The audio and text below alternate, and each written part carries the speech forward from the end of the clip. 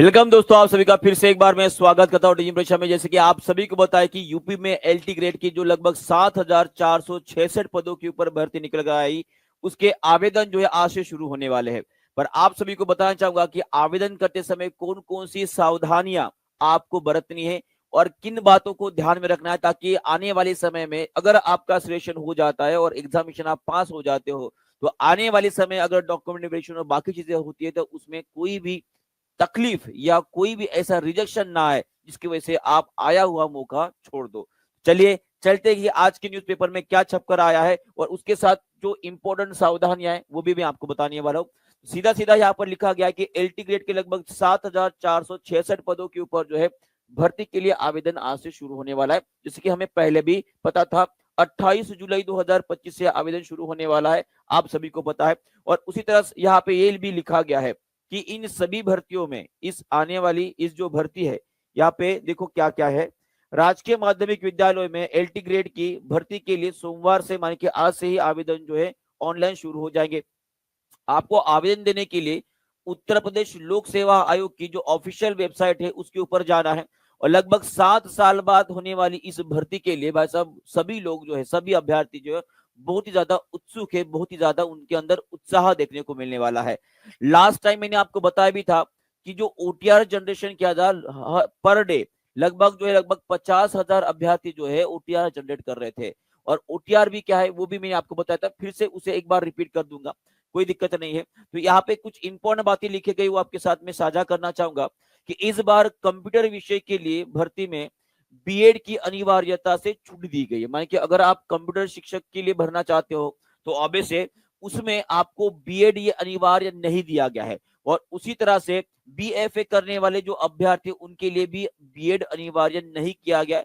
पर एक बात यहाँ पे ये लिखी गई है कि बीएड को अधिमानी अर्हता के रूप में रखा गया। इसका मतलब क्या होता है जी, जब चयन प्रक्रिया कंप्लीट होगी तो ऑब्वियस जो बीएड किए होंगे लोग रहेंगे उनको सबसे पहले प्राधान्य या उनको जो है सबसे पहले वरीयता मिलेगी। ये आपको यहाँ पे रखना है, याद रखना है, ठीक है। यहाँ पे लिखा गया है।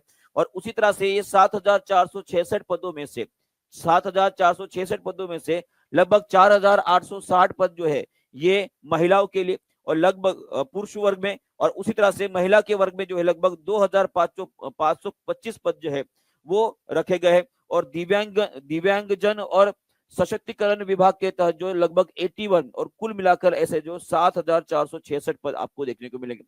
उसी तरह से इसकी अंतिम तिथि भी आपको याद रखना है।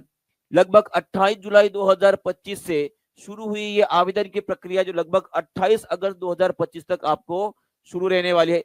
उसी दरमियान जो है आपको जो ऑनलाइन आवेदन की तिथि और उसी तरह से जो भी परीक्षा शुल्क है वो बैंक में जमा कर देना है।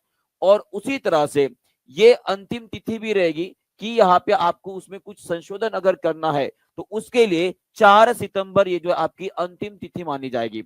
और उसी तहत आपको बताना चाहूंगा कि इस भर्ती में सबसे ज्यादा जगह जो है आपको विज्ञान माने कि साइंस के टीचर की लगभग जो है 1,337 यानी कि 1,337, जिसमें 764 पुरुषों के लिए और 573 महिलाओं के लिए पद जो है आपको देखने को मिलेगी। और सेकंड नंबर पे आपका गणित विषय रहेगा और उसके बाद कंप्यूटर विषय में जो है आपको 1,056 पद जो है वो देखने को मिलेगी।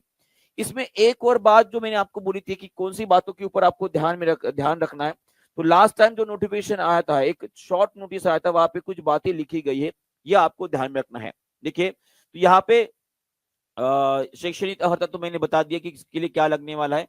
और उसी तरह से आयु सीमा के बारे में आपको एक याद रखना है कि 1 जुलाई, देखो सब लोग ध्यान देंगे अच्छे से, 1 जुलाई 2025, 1 जुलाई 2025 तक अगर आपकी आयु 21 वर्ष पूरी हो चुके या आप 40 वर्ष के होने के हो बाकी हो, यानी कि 1 जुलाई 2025 को आपने 364 दिन भी अगर कंप्लीट किए हैं तो ऑब्वियस आप इस भर्ती के लिए एलिजिबल हो, माने कि आपने 40 साल कंप्लीट नहीं किए हैं, बराबर है। तो ऑब्वियस 40 वर्ष की इस आयु सीमा को आपको जानिए, क्योंकि बहुत सारे अभ्यर्थियों का यह कहना है कि सर हम 34 साल के थे, 35 साल के थे, लगभग 7 साल बाद ये वैकेंसी आ रही है, तो हमारे वजह से तो ये कुछ हुआ नहीं। तो गवर्नमेंट ने 7 साल वैकेंसी निकालने को देरी कर दी, उसीलिए यहाँ पे गवर्नमेंट की जो है भाई साहब गलती है।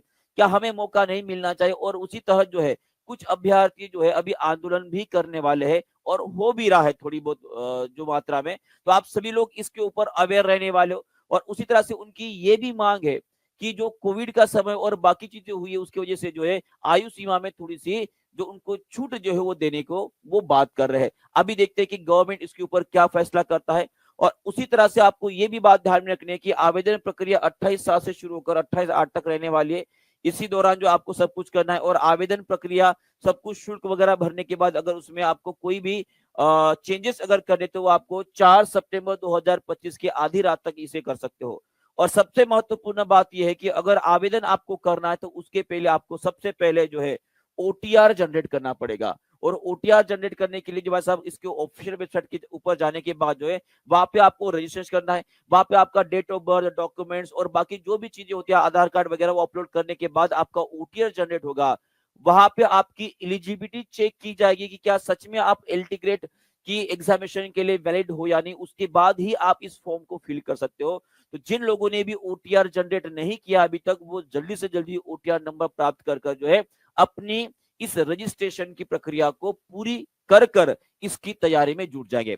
और बहुत सारे बच्चों के मैसेज भी आते कि सर एलटी ग्रेड की जो है तैयारी टीचिंग परीक्षा के द्वारा जो हम करना चाहते हैं, तो अगर आप चाहते हो कि टीचिंग परीक्षा आपको इस एग्जामिनेशन की प्रिपरेशन करवाए और हम उसकी प्लानिंग भी कर रहे हैं, तो सभी लोग जो है डिस्क्रिप्शन बॉक्स में एक फॉर्म दिया गया है जहां पर फॉर्म फिलअप करने के बाद जो है आपको इसके बारे में इंफॉर्मेशन अगर हमारी तरफ से कुछ पॉजिटिव या मानते कि पॉजिटिव रिस्पॉन्स आएगा तो ऑब्वियसली रिस्पॉन्स अगर आता है तो उस टाइम पे आपको इत्तिला किया जाएगा। ठीक है जी, ये पूरी की पूरी न्यूज थी। सभी लोग सावधानी से अपना ओटीआर जनरेट करके जो है रजिस्ट्रेशन याद से कर देंगे क्योंकि 7 साल बाद वैकेंसी आई, कंपटीशन भी बहुत ही तगड़ा रहने वाला है, इस बात को आपको ध्यान रखना है। तो इस तरह से ये पूरा न्यूज था, शायद आपको सभी इंपॉर्टेंट बातें जो है समझ में आ गई होंगी। तो all the best for your registration and your study. तो अभी से पढ़ाई भी आपको शुरू कर देने हैं। ठीक है जी, तो थैंक यू वेरी मच जुड़ने के लिए, आपका बहुत बहुत शुक्रिया। और मिलते हैं, अगर कोई भी अपडेट आती है तो आपको टीचिंग परीक्षा के ऊपर जो सबसे पहले मिल जाएगी। तो सभी लोग जो है वीडियो को लाइक शेयर करने के साथ जो है टीचिंग परीक्षा को सब्सक्राइब भी जरूर कर लेंगे। Thank you very much, good bye.